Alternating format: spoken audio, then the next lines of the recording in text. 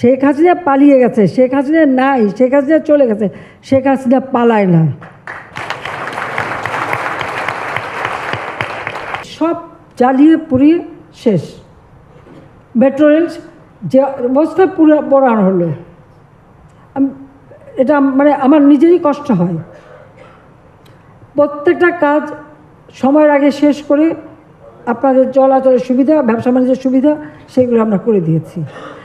আজকে আমি উদ্বিগ্ন আপনাদের ব্যবসা নিয়ে, সেই জন্য আপনাদের ডেকেছি। কারণ আমি জানি ব্যবসা বাণিজ্য আমাদের সচল রাখতে হবে, এবং ব্যবসা বাণিজ্য সচল রাখতে হবে বলেই, ব্যবসা বাণিজ্য সচল রাখতে হবে বলেই কিন্তু আমি আপনাদেরকে ডেকেছি।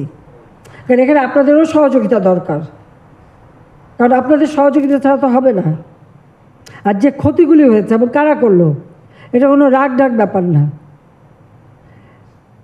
শেখ হাসিনা পালিয়ে গেছে, শেখ হাসিনা নাই, শেখ হাসিনা চলে গেছে, শেখ হাসিনা পালায় না।